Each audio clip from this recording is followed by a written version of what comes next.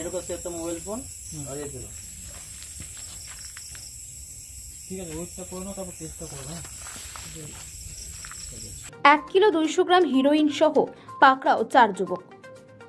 বিপুল পরিমাণে হেরোইন সহ ধরা পড়ল 4 যুবক।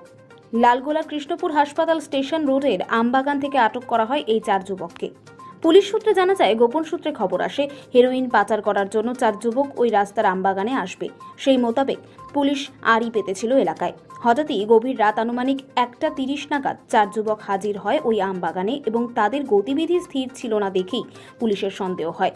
তখনই 4 জনকে ঘিরে ফেলে এবং তারা কি করতে এসেছে জিজ্ঞাসাবাদ করলেই তারা থতমত খেয়ে যায়।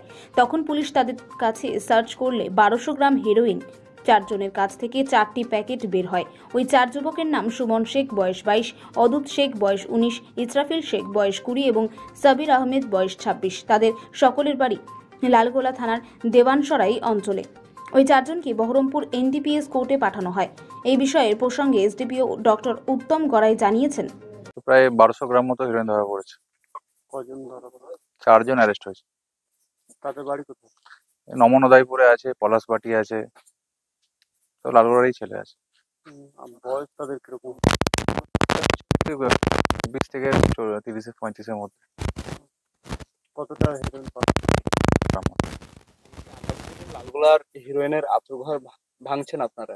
আমরা চেষ্টা করে আছি যাতে এই হিরোইন নামক যে মারণ যে আছে সেটাকে পুরোপুরি উপরে ফেলার। তাহলে কি ইতিহাসের পাতা থেকে সরছে লালগোলার নাম?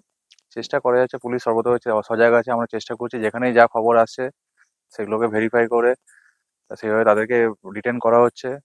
অ্যাজ পার এনডিপিএস অ্যাক্ট যেটা আছে সেই অ্যাক্টে যেভাবে প্রপার প্রসিডিওর মেনটেন করে, যেটা অনারেবল হাইকোর্ট বলেছে, সেভাবে সেটাকে সিজার করা হচ্ছে।